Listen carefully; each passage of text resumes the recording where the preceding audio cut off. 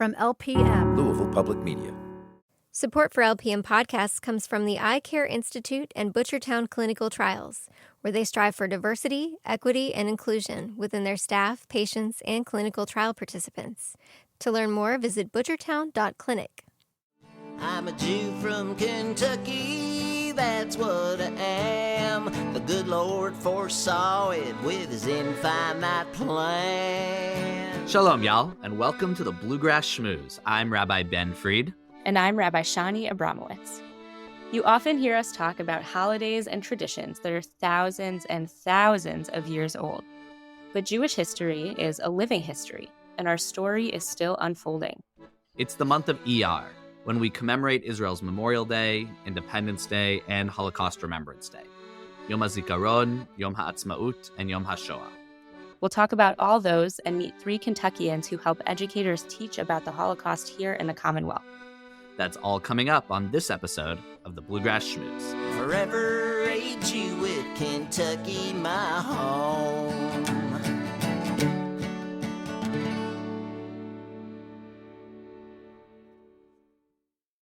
Shalom and welcome back to the Bluegrass Schmooze. My name is Rabbi Ben Fried. And I'm Rabbi Shani Abramowitz. And we are here in the month of Iyyar. Last month, we talked about the holiday of Passover in the month of Nisan, something that we think probably happened around 4,000 years ago, something like that? Roughly. Our holidays this month are more modern by comparison. The oldest of them happened only about 2,000 years ago. So, really quite recent in Jewish time. But then before we get to that holiday, Lag BaOmer, which we're going to talk about a little bit, we're going to talk about these 3 holidays that are 3 commemorations that are collectively called the Yoms, which in Hebrew means the days. And it's these 3 days that take place in this month of Iyyar within 10 days of each other, and they all have to do with 20th century events. So really, really modern by Jewish standards. So we have these 3 Yamim or Yoms are Yom HaShoa, which is the day of Holocaust remembrance and commemoration, Yom Hazikaron, Memorial Day, and Yom Ha'atzma'ut, which means the Day of Independence, which is when we celebrate Israel's Independence Day, which happens here in Iyyar. And so it's really interesting that right after we have this month of really, really ancient history, we have these much more modern commemorations and celebrations. Mm-hmm. Yeah, and it's I think the contrast, like you're saying, Ben, from Pesach, from Passover, into this more contemporary reflection on modern Jewish history speaks itself, I think, to the Jewish experience, which is we're always sort of vacillating between living in our history and living in the past, and also being more forward-thinking. And, especially when we reflect back on Passover, on the journey through the wilderness out of Egypt, our collective communal liberation, the image, obviously, that comes to my mind is just walking and putting one step in front of the other, walking forward.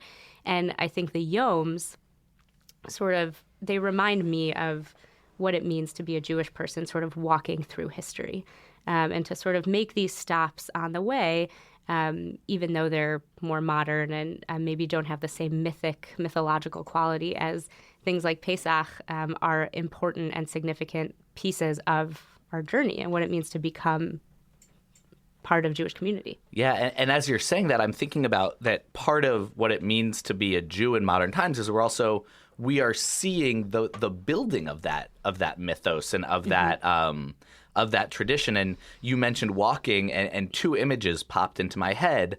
One is from Elie Wiesel's Night trilogy, that so much of that is also about him on these marches and these walks, and how do those walks, both mirror but also like funhouse mirror the walking of our people. But then, and this isn't particularly tied to any of these Yamim, any of these days, but also the walking of the Ethiopian Jews in the desert as they were being led to airplanes that would then take them to the state of Israel. Right. That they literally were taking these steps, were walking across a desert, not knowing what was coming on the other end, very similar to our ancestors in Egypt, to be able to come to this modern state that took them in and housed them. And say what you will about we're going to talk in a second about how not everything that Israel does is perfect, but the way that it accepted and brought in these Jews who had been walking in that same way is really incredible. Yeah, and I believe at least one of those operations was called Operation Moses. It was, right? yeah. Named for our ancestor, the leader who actually led us out of Egypt. So it sort of ties all of that mythology, both ancient and more contemporary, together really beautifully. Absolutely. And these days, these Yamim, Yom HaShoa actually technically is still in Nisan. It's from the last one because Yom Ha'atzma'ut, Israeli Independence Day, is Hey Iyyar, is the 5th of Iyyar. And it concludes these kind of 10 days, which, if you remember, if you've been good Bluegrass Schmooze listeners from the beginning, you'll remember that we have these 10 days at the very beginning of the year that are Yamim Noraim, our high holy days, and then those 10 days of awe in the middle, this 10-day period from the beginning of Yom HaShoa through to the end of Yom Ha'atzma'ut, in some ways is this kind of almost modern, again, mirror of that, and thinking about the ways that we have these concentrated periods of thought and reflection. And when you have the opportunity to spend some of these days in Israel, there's also a lot of really meaningful ritual built around them. And we're going to talk a lot more later on in this episode with our guests about Yom HaShoa and about the Holocaust, but on both Yom HaShoa, on Holocaust Remembrance Day, and Yom Hazikaron, Memorial Day, there's a siren that goes off in Israel. I don't remember the exact time. I think it's 10 or 11 a.m. Something like that in the morning. Something along those lines in the morning, and the whole country stops. Cars stop on the highway, the bus stops, everyone gets out of the bus, and everyone stands still and at attention. And it's a really powerful moment on both of those days for different times. On Yom HaShoa, perhaps especially because in the immediate aftermath of the Shoah, of the Holocaust, there was really a lot of shame around the Holocaust. And even those people who were survivors, there was a lot of shame there, and there wasn't a lot of recognition of the terror that they had gone through. So now that there is really this moment to stop and recognize and remember and to pause in the day and have that, and then that's mirrored 9 days later on Yom Hazikaron, on Memorial Day, where again everyone in Israel is stopping to think about and remember the people who have paid that ultimate sacrifice in order for that state to exist. Mm-hmm. I would also encourage you to you can find video footage of these moments on YouTube, and they're incredibly powerful to watch and really, really moving. And I think just one of my, thinking about the year that we spent in Israel for our second year of rabbinical school, participating in these communal national ritual moments, to be there and to sort of experience what it's like for particularly Holocaust survivors, children, grandchildren of Holocaust survivors, and also Israelis who are so close to so much of the terror and violence that happens over there. I just remember feeling sort of drawn out of myself, like I was having an out of body experience, both being a sort of audience member to this ritual, but also being a participant in it just by virtue of being a Jewish person. And so I encourage you again to look up video footage of these moments, because it's hard to, I think, put words to just how powerful it is. Yeah, and there's a newer initiative in Israel called Zikaron Basalon, which means like remembering in the living room. Because so many times, and this is also true in America, when we do meet survivors of the Holocaust, it's often in an auditorium. They're put kind of on a pedestal where they tell their story. Maybe a couple people get a chance to ask questions. But so this Zikaron Basalon is literally inviting survivors into living rooms and having them share their story in an intimate setting. And I got to go to one of those during our year in Israel. An Israeli friend invited me because I think sometimes Holocaust education, and again, we'll talk a lot more about this, it can feel performative a little bit, that like it's something that the Jews have to share with the rest of the world. And this was really just about, it was like a family conversation. It was like, let me share with you my story. And there were also a couple of people there who were second generation, who either had been born in the DP camps or shortly after their parents had survived. And the opportunity to just kind of share in that more intimate environment and not make it a testimonial or a performance per se, but just to make it a living room conversation was really, really incredible. Yeah. I unfortunately didn't have the privilege to go to one of those events, of Zikaron Basalon, but it's also a question, and I hope we'll talk about this a little bit later on in our episode, a question that, as rabbis, as Jewish communal professionals, as educators, we're always asking, how are we continuing to convey the significance and the story of the Holocaust to the younger generation of Jewish kids, particularly as they're growing up, with fewer and fewer Holocaust survivors who are alive to tell their story. And so gathering for intimate moments of storytelling, not only is that just such a fundamentally Jewish thing, that's what we do on our holidays. Right. And even, our podcast is a reflection of that too, just telling stories and schmoozing and spending time together. But there's something really, really important about gathering in those smaller, more intimate moments to convey just how crucial this story is to who we are. Yeah. So it doesn't get forgotten. Yeah. And then just 10 days after Yom HaShoa, you arrive, or 9 days, you arrive at Yom Hazikaron and Yom Ha'atzma'ut. And unlike in America, where Memorial Day, for many people, and I know this is not true for everyone, I know that there are also, of course, military families here who take Memorial Day very seriously, but admittedly, for me growing up, Memorial Day, like maybe you would go to a parade or you'd hear someone speak about it, but it was mostly a day for like pools and barbecues and kind of like the summer's starting and all of that. Big sales. Big sales, exactly right. So in Israel, Yom HaZikaron is not like that at all. The whole country is also kind of closed, but people are not going to the beach. They're not going to barbecues.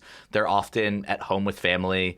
The TV stations, all the main TV stations, don't play their regular programming. They play kind of a running list of names with sad music behind them. People go to each local city will have commemorations and ceremonies to remember those who have fallen in Israel's various wars.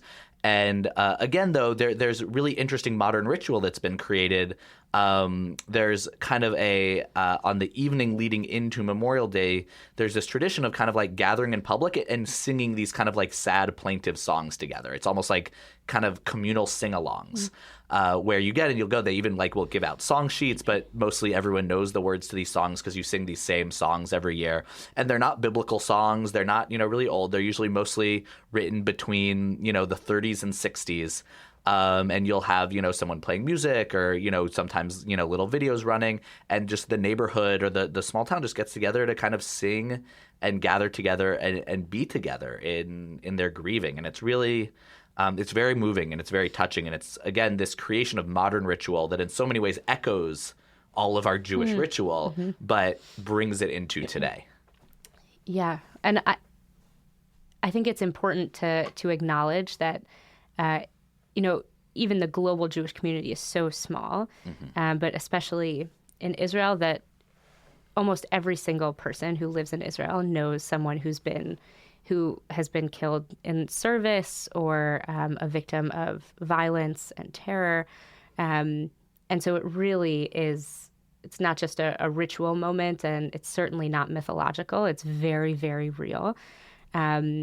And I also want to acknowledge that because of that, there are lots of different ways that people choose to observe and honor Yom Hazikaron. I think we would be remiss if we didn't mention that there are people who aren't Israeli and who aren't Jewish who are also experiencing violence, and all of that is so close to home for them as well. And when we were in Israel for our year, I actually participated in a joint Yom Hazikaron. Maybe you were there too, Ben. I forget if I wasn't able to make it that evening, but the one in Tel Aviv. The one in Tel Aviv, right? So we had to go from Jerusalem, so it was not so close. But and this was a joint Yom Hazikaron event that was put on by both the Israeli and Palestinian community to sort of express not only deep grief and mourning for sort of the state of loss and fear and violence in Israel, but a collective vision of hope for something more peaceful and more hopeful going forward, where both people can really live safely and in peace. And I remember that being really, really powerful, and not an experience that I've ever had before. And so I felt very lucky to be there. Yeah, and that demonstration or that commemoration memorial has grown each year that it's been, that more and more people have been going to it. And then what's really very interesting in Israel, again, is that from Yom Hazikaron into Yom Ha'atzma'ut, you have this, as we've talked about multiple times on this podcast, that a Jewish holiday kind of begins and ends at sundown. So you have this sundown transition from Memorial Day into Independence Day, from this day of communal grieving to the day of communal celebration. And Yom Ha'atzma'ut in Israel, there's, in every park and city square, there's some sort of concert. There's these big blow-up inflatable hammers that squeak when you hit people with them that people run around doing. A lot of spraying each other with silly string. It's this very exuberant day where people do that's the day where you go out to the beach, you go out to the barbecue with your family, you do all of those things. And that transition for some people is very jarring. Yeah. Especially if you've never been there before. And even for many people who live in Israel, who've been there their whole lives, it's very jarring. But for others, can be very cathartic. Can say, we did this, we're now here. That I don't have to linger in the grief. That it's a very fascinating way to build national ritual. And for some people, it really works, and for some people, it really doesn't. Yeah, and it's, again, to just talk about on a more macro level, the experience of being a Jewish person. This is so essentially Jewish to sort of be moving quite rapidly, actually, between sorrow and joy. And actually, when we think about Pesach, just to, again, connect it to Pesach, we talk about going from, subjugation and oppression into redemption and joy and hopefulness. Mishibud ligeula, from subjugation to redemption.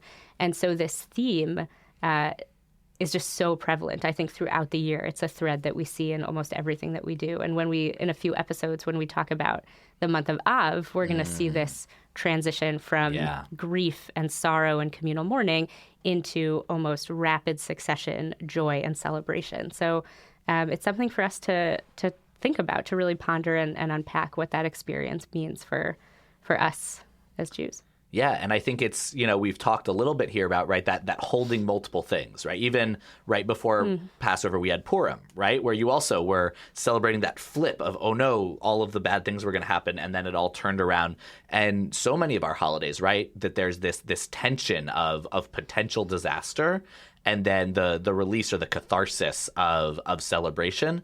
Here, right, that the reason it's a little bit different, and the reason why for some people it's more painful, is that it's not potential disaster for many people. It's really remembering their loved ones who are no longer with them, and then being expected to or having the opportunity to celebrate. And that being able to hold multiple things and being able to hold that and to transition between them, as you said, is so quintessentially Jewish. We do want to recognize that there's a lot going on in Israel and in Gaza right now.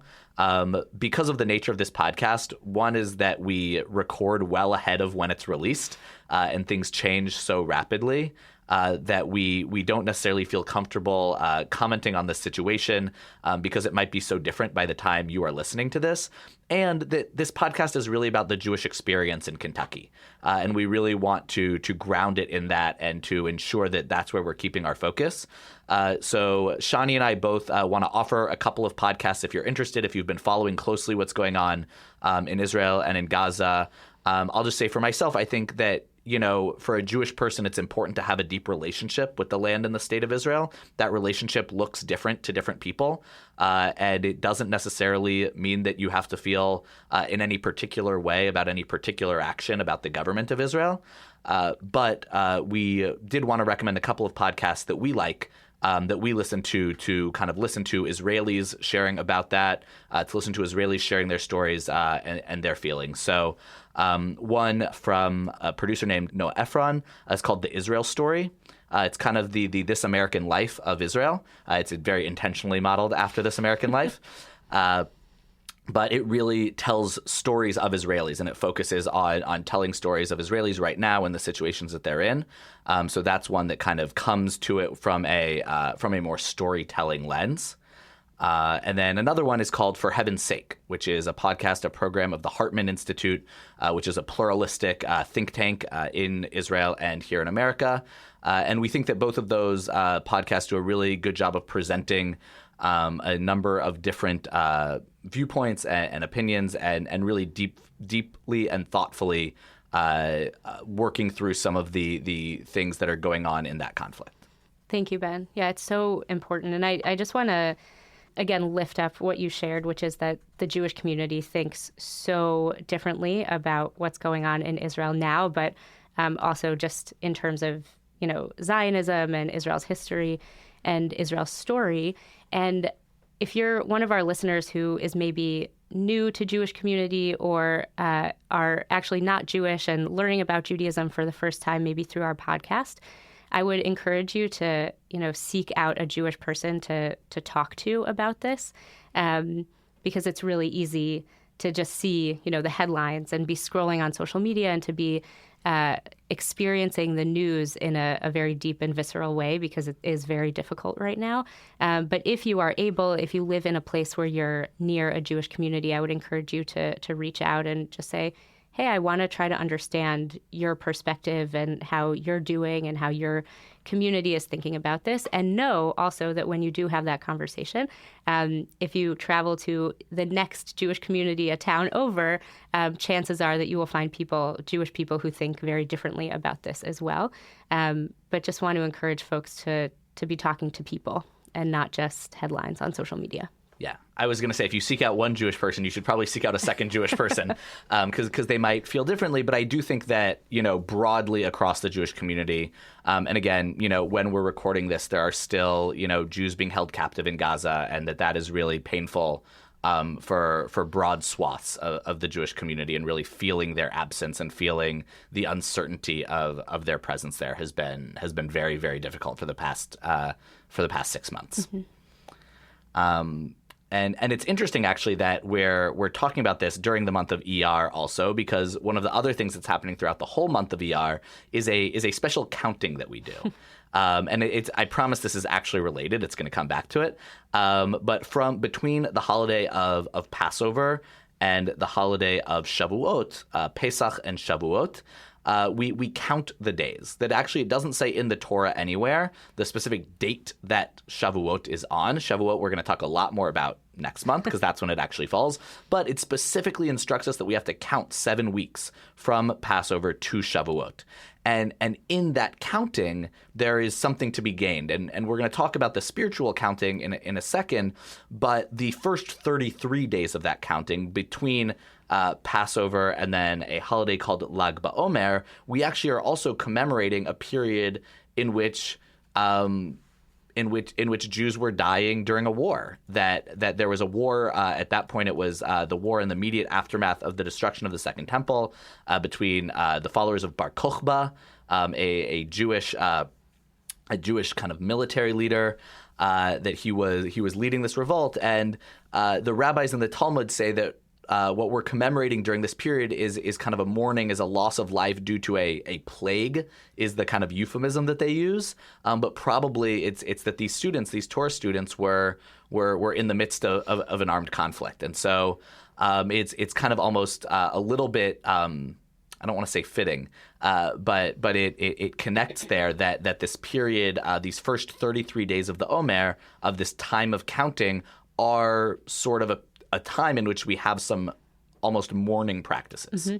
Yeah, and some of those mourning practices include, avoiding big festive celebrations. We typically don't encourage folks to get married in Jewish community during these first 33 days. Some people have the practice not to shave at all, which is, again, another Jewish custom of public mourning.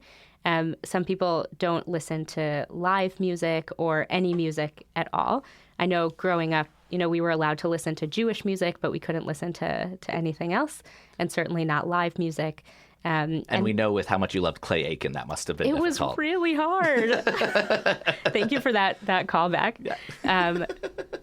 Yeah. And so, again, we go from, and we actually start counting the Omer on the second night of Passover. So at our second Seder, later in the evening, again, we go from this sort of ecstatic, joyful, forward-looking celebration of especially the first couple days of Passover into a more maybe muted but mournful, sorrowful experience of collective mourning. And actually for the duration of Pesach, we sort of hold those two in tension with each other, which is also very interesting. And again, sort of what we're talking about on this episode, which is that is a very quintessentially Jewish experience. And then maybe we can talk a little bit about what happens on the 33rd day and how things change. Yeah, absolutely. Before we get there, I do want to just share it quickly. When I was in college, a group of friends and we decided we weren't going to shave for those 33 days of those first 33 days of the Omer. And we were not particularly religiously observant people, but just like, it's a thing to do in college is not shave for a while. And so we had come to the Chabad house to help set up for Friday night dinner. And the Rebbitzin, the rabbi's wife, and I were talking. And she looked at me and she goes, Ben, you're all looking a little scraggly this week. What's going on? And I said, Rebbitzin, Ariella, it's the Omer. We're not shaving, of course. She just looks at me and goes, oh, because you're all so holy. I was like, all right, fine, you got us. It's always good to have those people who just humble us a little bit in our religious practice. It's really necessary, really necessary. But so on this 33rd day of the Omer, the plague broke, or according to the Talmud that these students no longer were dying of the plague or whatever it was. For those of you who are scholars of history, you know that it did not mean that the Bar Kokhba revolt was successful. The Bar Kokhba revolt was a tremendous failure. But we do have this day of kind of this, again, catharsis of ending this period of mourning, of celebration. It is a holiday of bonfires and bows and arrows and Jewish mysticism, which is just like a wicked combination.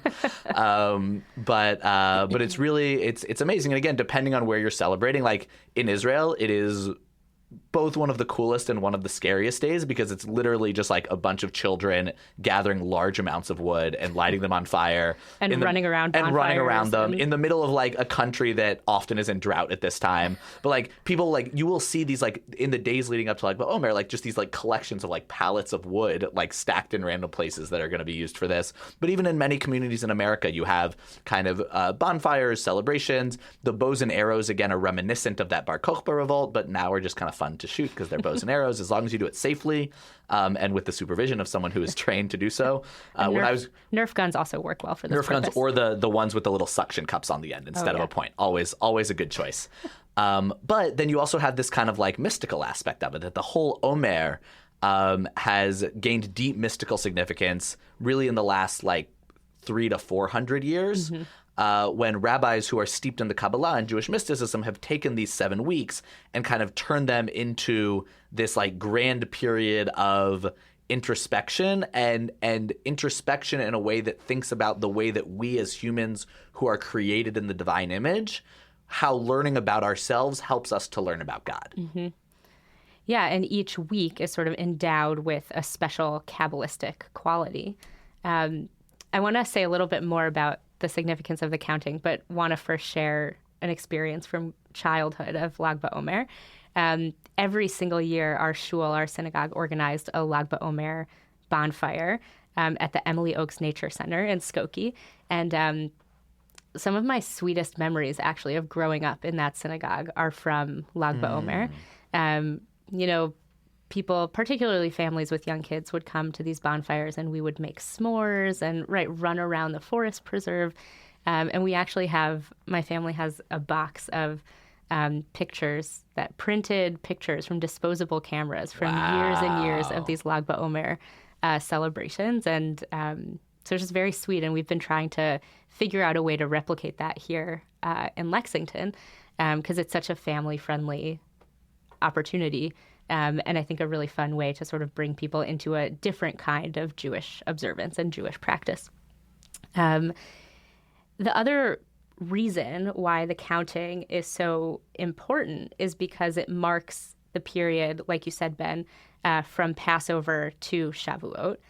And so when you talk about the mystical quality of these 7 weeks of sort of reflecting on our human divinity, right, how we're created in the divine image, how we sort of function on this earth as human beings, for better and for worse. We do that because we're actually, the moment that we're counting up to is the moment of revelation at Sinai and of receiving the Torah. And what does that mean if not thinking about who we are? How do we relate to the words of the Torah? How do we relate to that moment, that relational moment of receiving the Torah at Sinai as a community? And so every year I aspire to be very diligent about my counting of the Omer and to use it as a time to journal and really reflect and sort of get back into spiritual gear, especially after the sort of craziness of Passover. But it's hard because 7 weeks is a long time. It is. And I've seen one of the things that I love about Judaism in the modern time, right, is you get Judaism mixed with social media. And I feel like the Omer is like a great time for Jewish social media. One of my friends posts every day themselves doing like one more push-up each day until they're doing like 49 push-ups like on the last day of the Omer. Our very good friend and colleague who I was just talking to this morning. Shout out to Abby Weber. Abby Weber, who's a rabbi at BZBI in Philadelphia. She does Dog Ba'Omer, where she posts a picture of a different dog every day of the Omer in celebration. So there are all sorts of different ways of relating to it. But as you were saying, there's this Kabbalistic idea that each week has a midah or an attribute that we're supposed to focus on. So those attributes include things like humility, glory, mercy, compassion, loving kindness, these different attributes. And then also each day of the week has an attribute. And so you think about the way that those two attributes, the week attributes and the day attribute, kind of come together. So you might have like groundedness and loving kindness, or mercy and glory. And each of those things, you think about how do those interact with each other? How do they interact with each other in my life? There are great Omer counters that you can order online or even just follow along on websites that kind of give you prompts to think about like what is a meditation for that day on how these attributes, come into play for you.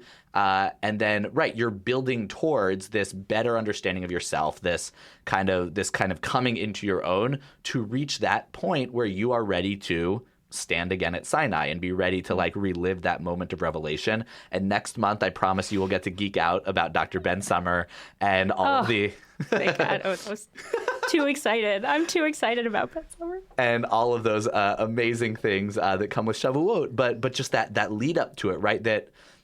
I talk so much with congregants, with B'nai Mitzvah kids, with everyone about how getting to the really special thing isn't going to be as good if you haven't practiced for it, right? We talked about that with the high holidays, that, you have this month leading up to it that's supposed to prepare you. I talk with B'nai Mitzvah kids who are going to be experiencing their bar bat mitzvah, that, they're not practicing. If they're not coming to synagogue, it's not going to be as amazing when they actually do it, because in the same way as anything, right? Athletes who, prepare that if you just play one game, it's not that big a deal. But if you win a whole tournament, that's something. That the lead up is just as important. And so this Omer that is counting every day and leading up to this big time of Shavuot is really an amazing communal counting. And just one other thing I'll say that I love about the Omer at KI, at Knesset Israel, we have a special Omer counter. This is a thing that at many synagogues there will be something that publicly displays which day of the Omer you're on, so that everyone who's saying the prayers can make sure they're on the same day. We have a special one made out of a few Louisville Slugger baseball bats. Oh my gosh! That actually was at one point on display at the National Jewish Museum Heritage. I don't remember how all the words fit together, but in Philadelphia, there's a great museum of American Judaism. I think that's it, Museum of American Judaism. That sounds right. And so this Omer counter was on display along with a number of other American Omer counters. And it was fashioned by folks in our shul of these it's got some mini bats, and then there's a little like a glove that then holds the counter that says what each day is, which is really awesome. It's definitely a prized possession of our shul. Wow. That we really love. But it's this time when we're all on the same number everywhere in the world. We're all counting the same number. We're all thinking about these same things, and we're building up to We're going on that journey, on that walk, to take us back to that very beginning thing that we talked about. We're going on that walk that leads us from slavery to redemption to eventually then revelation. And we'll talk about that next month. I'm really excited. Make sure you tune in next month. But the Omer is really, it is the prelude. It is the counting. It is the preparation.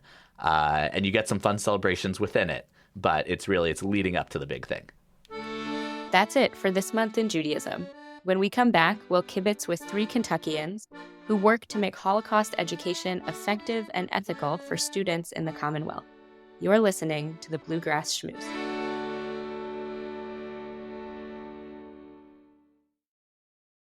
Support for LPM podcasts comes from the Iyyar Institute and Butchertown Clinical Trials, where they strive for diversity, equity, and inclusion within their staff, patients, and clinical trial participants. To learn more, visit butchertown.clinic. Welcome back to the Bluegrass Schmooze. We recently had the chance to sit down with 3 educators who help Kentucky teachers improve the way they teach about the Holocaust. Janice Fernheimer is Zantker Charitable Foundation Professor of Jewish Studies, Professor of Writing, Rhetoric, and Digital Studies, and James B. Beam Institute for Kentucky Spirits Faculty Fellow at the University of Kentucky, and co-director of the UK Jewish Heritage Fund Holocaust Education Initiative. Her very first publication examined popular audiences' reception of Holocaust films, and she regularly teaches about the Holocaust in UK courses on Jewish graphic narrative and representations of Israel-Palestine in comics. And I will also say that Jan is a dear friend and synagogue member at OZS here in Lexington. Karen Petrone is professor of history and co-director with Jan of the UK-JHF Holocaust Initiative and a specialist in Russian and Soviet history at the University of Kentucky. Petrone co-created a general education course on war and society during in the interwar years between World War I and through World War II that includes a substantial unit on the Holocaust. She's also taught an upper-level history course on the Holocaust.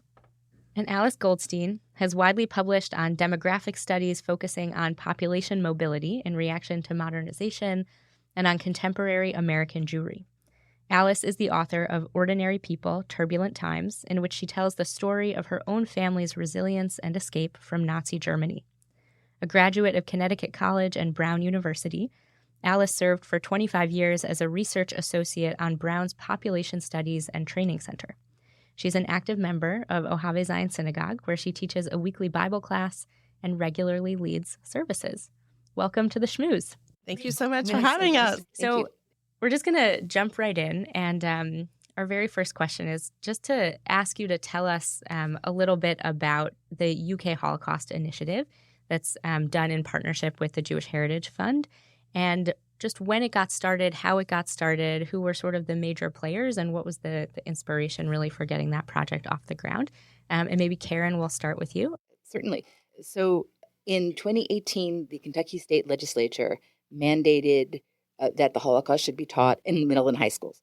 But like many mandates in the state legislature, it was not funded. So it was essentially this is what you need to do. Here are some instructions, and they did make a strong effort to sort of create some kind of materials. But there was no funding for any kind of teacher training or teacher development. And in 2021, Jan and I were interested in partnering with Fayette County to see if we could begin to do some workshops on the Holocaust. And after a pilot workshop, we were fortunate enough to secure significant funding from JHF. Jan, I'll let you take the story from here. Yeah, it was really an amazing opportunity to be partnered. Thank the Bluegrass Federation for making it possible for us to connect with Fayette County public school teachers. And we really kind of hit the ground running. And we were really interested in figuring out a way to fill that unfunded mandate and to make it possible for teachers to feel comfortable and confident and prepared to teach about the Holocaust in ways that would be ethical and engaged, and prepare them for teaching in the very complicated circumstances that they teach in right now. And it is through our partnership with those teachers in Fayette County Public School that we really learned how to develop the kind of apparatus that would make that possible. And what was really exciting about it is that it was a very collaborative initiative. So in addition to working with our colleagues in Fayette County Public Schools, we also reached out to our colleagues across the University of Kentucky campus. So Karen and I were both situated in Jewish studies at that time and still are.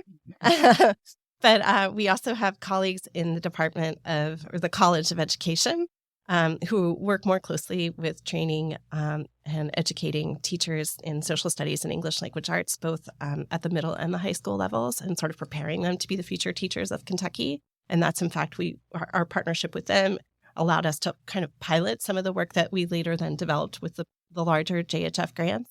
And we also have a deep and a very important partnership with the Center for Enhanced Learning and Teaching on the University of Kentucky campus, which is a center that is devoted to teaching the teachers how to teach well and effectively.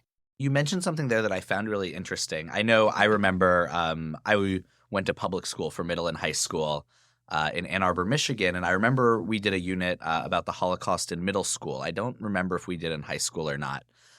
But you said something about teaching about the Holocaust ethically. And I guess as a middle schooler, I never would have thought, like, is this ethical the way we're learning about the Holocaust? I remember as a Jewish student, it was definitely really interesting to be, one of, 2 or 3 Jewish kids in a class of a lot of non-Jews learning about the Holocaust. But that question of ethically, I think, is really interesting. Could y'all talk a little bit about what that means to teach Holocaust history or to teach about the Holocaust with an ethical framework? So one of the biggest challenges about teaching about the Holocaust here in Kentucky is, of course, the fact that it's amazing that we have this Holocaust mandate, but we live in a place where less than 1% of the population identifies as Jewish. And so it creates this really interesting situation where students who have never met Jewish people in reality or encountered or engaged with Jewish history, Jewish culture, Jewish customs, are often introduced for the very first time to Jewish ideas, Jewish people, Jewish beliefs, Jewish customs through the nadir of Jewish history in the 20th century. And so trying to think about what that means and how to engage teachers in educating them about Jewish life, Jewish beliefs, Jewish practices, and Jewish culture, and figuring out a way to also work that in to the very condensed time frame that they have for teaching about the Holocaust is, I think, one of the big and ethical challenges. And then the second part of that is we do have students from all over the world who come with their own, oftentimes traumatic and traumatizing experiences. And so the Holocaust itself is a very difficult and complex thing to teach and learn about. And so how to do that in a way that does not re-traumatize someone who may come with their own experiences of very difficult and powerful trauma. And then, the part of the problem with teaching the Holocaust is you also have to be very intentional about how you present the material and whose point of view. There are many places where it's dangerous to quote unquote support both sides or talk about both sides. You have to really think through whose perspective you're presenting, what kinds of perspectives you're presenting, and do it in a way that does honor to the material and make sure that you are not allowing the words of the perpetrators to be broadcast in a significant way. Also, many inexperienced teachers who are dealing with this material want to try to shock the students. And so there's also that danger of, this is horrifying material, but it needs to be presented in a way that is not intended to shock, but rather intended to get students to be thoughtful about the experiences of the people during the Holocaust and what that means for today. Very often, someone in a class will come up to me afterwards and very quietly say, my family went through something like this in Namibia or some other location. Or they will say, I'm Jewish, but I'm the only one in my class who is. And I can tell from the questions that they have no clue that there is something different about Jewish beliefs or practices. And this is all very, in a way, exotic to them. Yeah, I'm so curious, and in response to what all three of you have shared, how much of your own Jewish identity and Jewish story, and Alice, we're going to talk a little bit later about your experience sort of traveling around the state to share your story, but how much of yourself do you bring in to these sessions, to the training, the pedagogical training that you're guiding these teachers through? Just right, where is the line between sort of the personal and the communal, the personal and the historic in terms of how you're teaching? So I'll just say that because we are possibly the first Jewish people that anybody has ever met, we do have one. We have in several of these workshops done either panels where we talk about our Jewish experience, or I've developed a little presentation on Jewish culture. And there's really an advantage to sharing with them about Judaism from the personal perspective, because they really haven't got a lot of background and they're very, very interested in the material. And so we have broken the boundaries and spoken about our personal relationship with Judaism in order to help them to understand Judaism. Maybe it's helpful to know a little bit about what the initiative is and how it works, and then kind of contextualizing how we have then kind of made this very porous boundary, which is often crossed over and back. The initiative recruits and selects cohorts of 20, sometimes 21, 22 teacher leaders from all across the Commonwealth. And so we have just, we're working with our second cohort now. We've just selected the third cohort who will get trained this summer. Trained isn't really exactly the right word, because the kind of orientation that we've developed is very collaborative.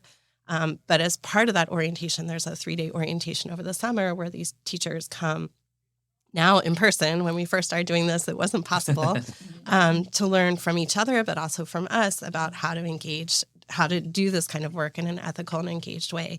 And some of those sessions that Karen has described were pretty powerful. There are at least 3 of us on the initiative, Karen, myself, and Lauren Hill, who is one of our associate directors. And we have 3 very different experiences. And I think at that time, one of our steering committees, Sheila Jalen, might have also been on this in the session.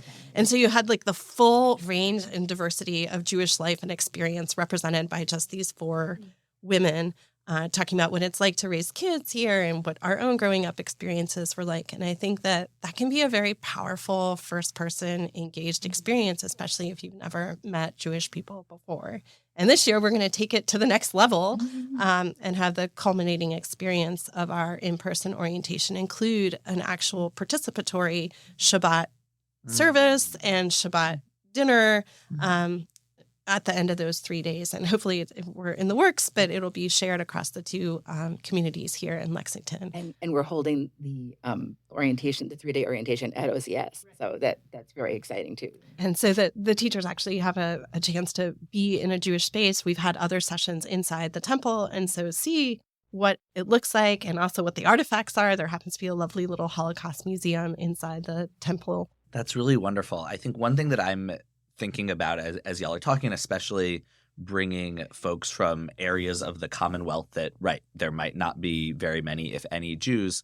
I remember we brought a film to the film festival in Ann Arbor when I was growing up called Paperclips and if you haven't seen it, it's a movie about this small school in the middle of, I think it was Tennessee, where they had no Jews there, but that the children had kind of became fascinated with the idea of 6 million and how do we capture this idea of 6 million. And so they tried to start this project of collecting 6 million paper clips. And I think that it was just kind of emblematic of this thing that I think we sometimes see of kind of Holocaust fascination that we get, where it becomes all of a sudden this like this fascinating thing and kind of like what you were talking about with the shock factor almost a little bit. And I wonder how you work with teachers and think about with students of balancing that learning about an important thing without making it this kind of like fascinating object to like look at. I mean, that's one of the biggest challenges, right? One of the ways that we tried to address that in the materials that we encourage people to work with is actually there's a wonderful collection of Holocaust survivor narratives for people who ended up settling here in Kentucky. It's called This Is Home Now. And it's put together. It's a remarkable collection. There are gorgeous images by Arwen Donahue and Rebecca Gale Howell. We've actually, last year, we gave copies of that to everyone who participated in the orientation. But we've had teacher leaders develop materials based on those narratives. So there are some really excellent materials based on the local survivors here in Kentucky. So it puts a very personal face and a very humanized face. And it's connected geographically to where we're actually learning about this worldwide event, but it has a Kentucky connection. And we've also developed materials about Dr. Goldstein's narrative and her memoir and oral histories. And it really makes it personal. And this is about human experience rather than paper clips. And I do just want to say, like, I don't think that the paper clips was a bad project. I think it was, it was their attempt at connecting. And I don't want to, I got to meet some of the students when they came to talk about the film, and they all had developed through this, it started out with paper clips and then they met people, right? And what started out with a thing that was kind of just about numbers became a thing about people. So I don't want to be like it was this versus that. I just want to make sure to say that. Yeah. So thinking about the challenge, right, Ben, that you mentioned that, and that the three of you are all speaking so beautifully to in terms of how to bring the humanity and really the first person experience into this kind of education. We want each of you to think about an encounter that you've had, maybe a conversation that you've had with someone that you've met, whether it's been a teacher, an educator, or a student that has surprised you.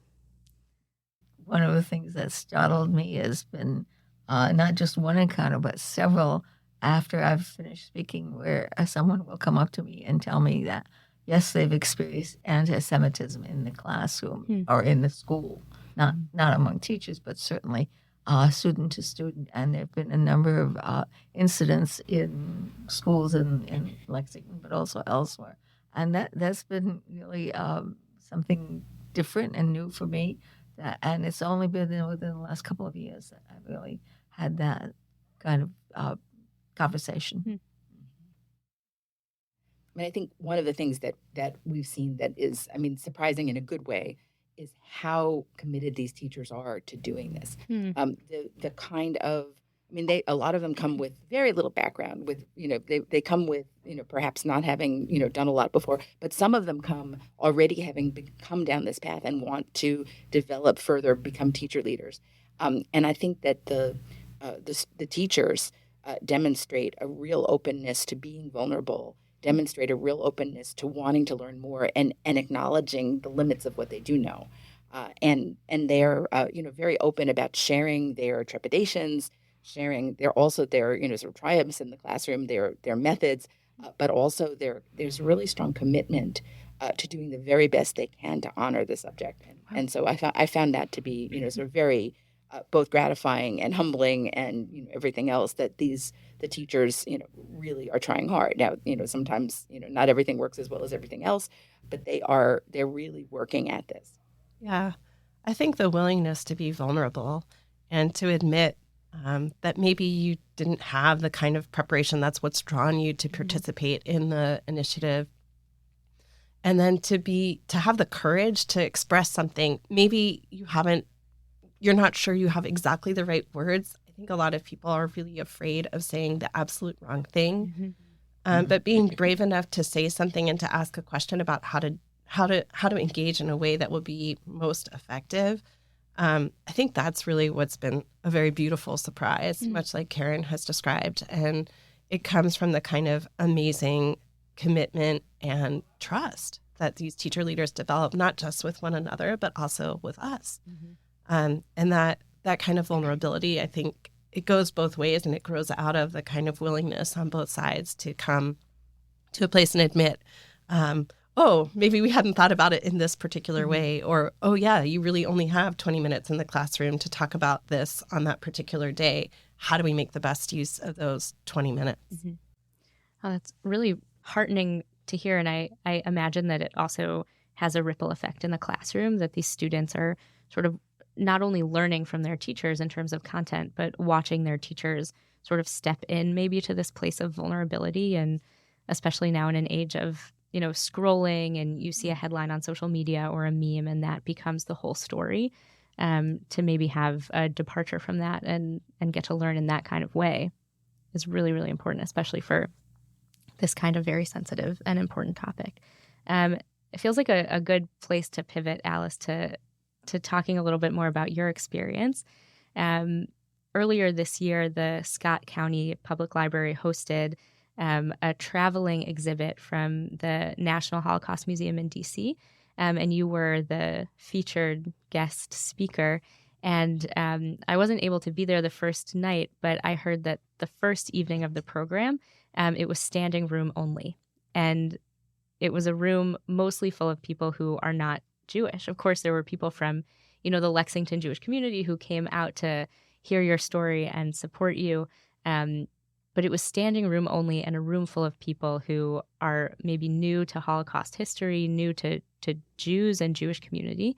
And So it's just making me think again about that openness, that willingness to learn, that curiosity, maybe that willingness to be in a place of discomfort and vulnerability, but again, to sort of center the human-facing piece of the history. And we'd love to just hear a little bit about what this experience of traveling around the bluegrass has been for you, going into places, again, like we said, where people maybe haven't encountered very much or any Judaism or Jewish people, and what it's been like to tell your story. It's an evolving process. I've been as far down south or west or whatever. My geography of Kentucky is terrible. But Elizabethtown and as far up as Greenup. So it's been quite a range. But I have been very pleased at how receptive everybody has been to the story. I don't touch on the usual Holocaust material of concentration camps or death camps. That my story focuses on the period up to 1940, and so it's not as shocking in some ways, and in some ways it's more shocking because it shows how easily it can happen. And I try to really match it up to what's going on in contemporary times. So I think it can be very powerful in terms of how people think about the Holocaust, and shifts the focus a little bit to the sort of, I call it the prelude to the Holocaust, because it's the steps that were taken beforehand that really have such a strong effect of what happens afterwards, of how people get conditioned. And I think that's something that particularly the students can relate to, that they see how bullying in their own community can lead to dysfunctions and discrimination. So it's been interesting. I had no pushback on this. Wow. And when I've had such large groups of people in several places, I've expected it and have not gotten any. Alice, I haven't had the opportunity yet to hear your whole story, but I guess I just wonder for myself and for, we're here, just a few of us in a room, but there's a standing room only crowd that's going to download and listen to this episode. What are kind of when you talk to people about the Holocaust, what is kind of the takeaway that you want them to take with them?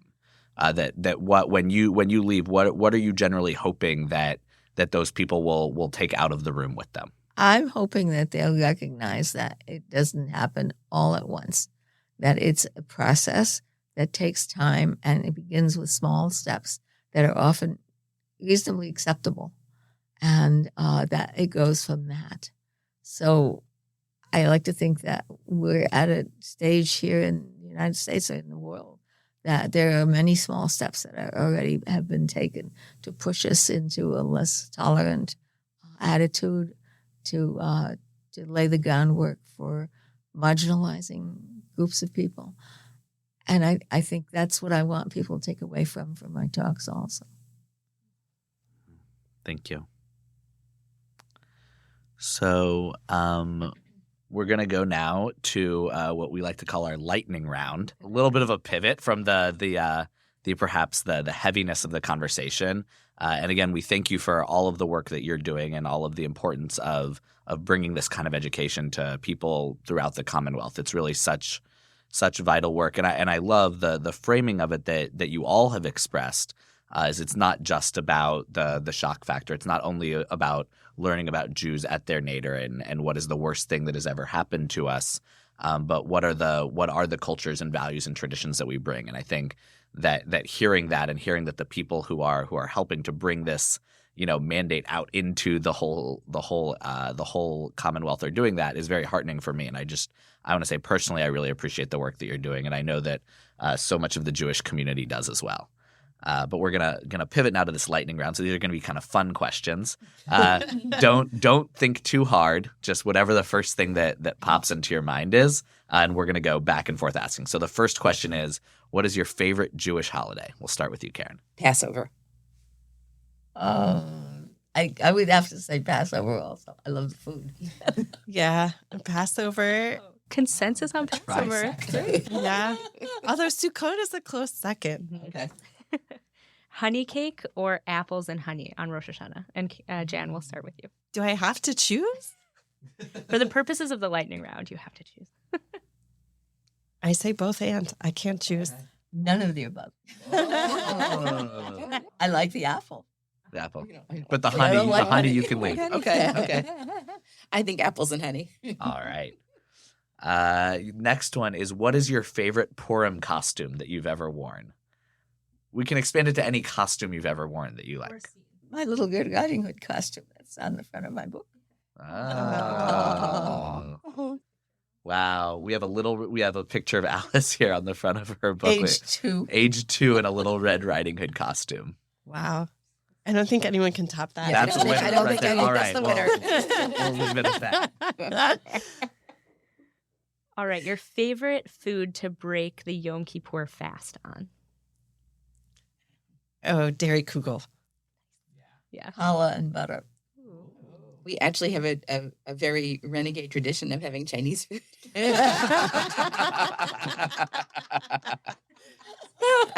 love that. Everyone has their own minhag, their own tradition. Love it. All right. Favorite biblical character? Tamar. Ooh. That's a good one. Does Esther count? She's a person in the Bible. Yeah. I was also thinking of Esther.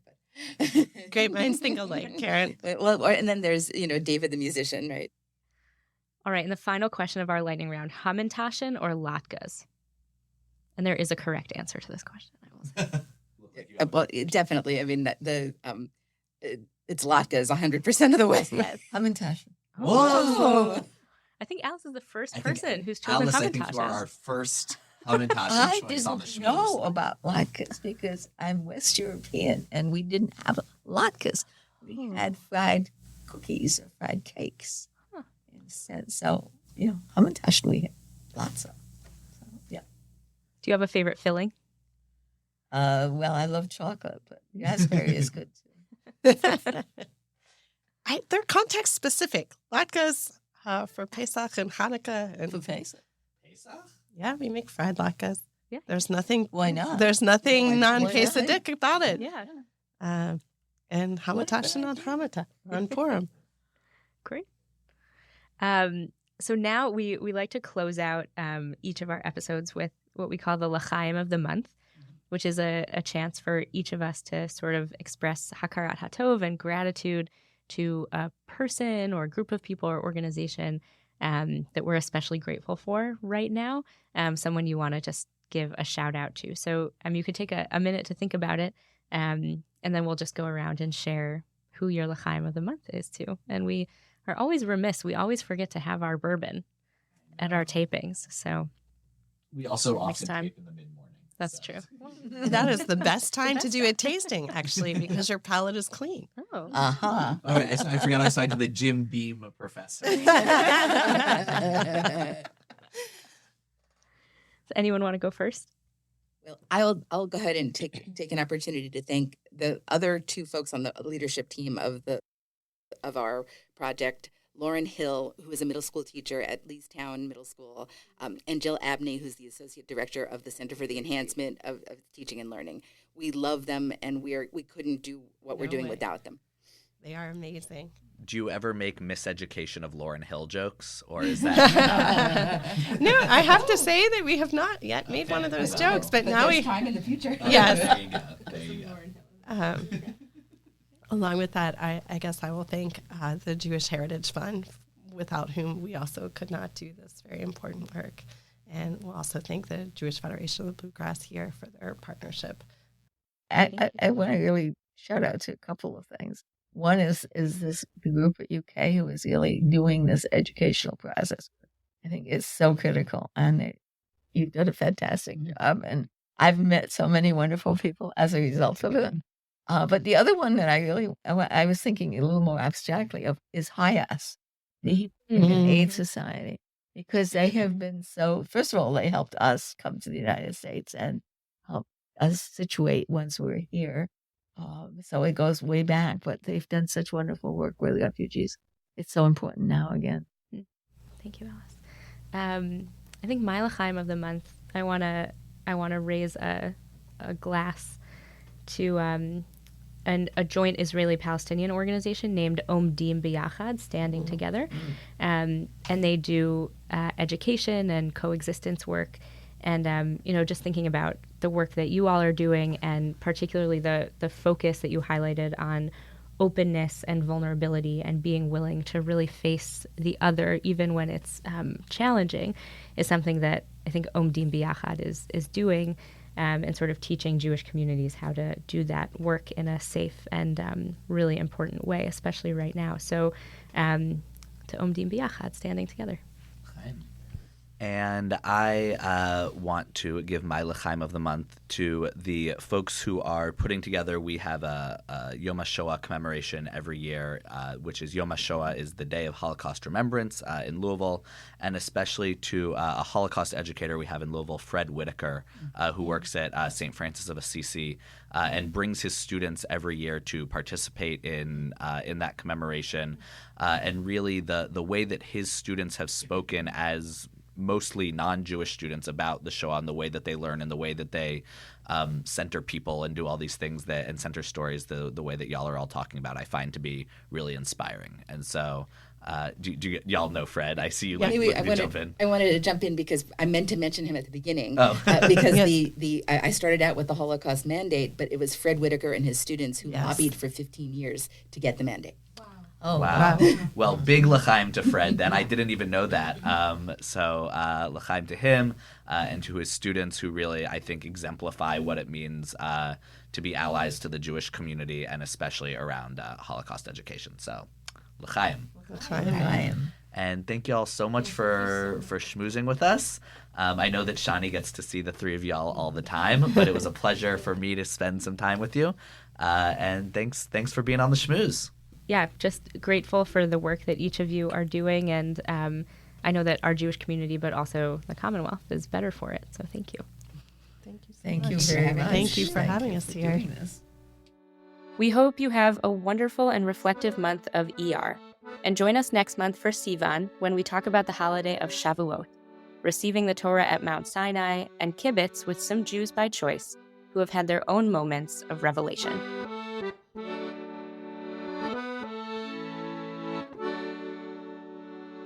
The Bluegrass Schmooze is created and produced by Rabbi Shani Abramowitz and me, Rabbi Ben Fried. Our executive producer is Laura Ellis. Our opening and closing song is Jew from Kentucky, written by Dan Byrne and performed by Dan Byrne and Bridget Caitlin. Thanks to Knesset Israel Congregation in Louisville and Ohave Zion Synagogue in Lexington for believing in two young rabbis and helping us make this podcast a reality. Our show is made possible by support from the Jewish Heritage Fund. The Bluegrass Schmooze is a part of the Louisville Public Media Podcast Incubator, with support from the Eye Care Institute's Butchertown Clinical Trials. Find us on Instagram for lots of extra content.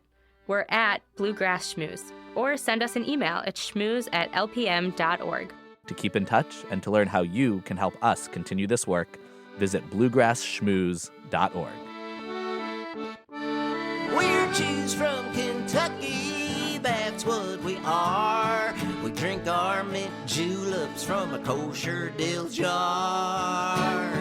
Wherever we wander, wherever we roam, Jews from Kentucky is always at home.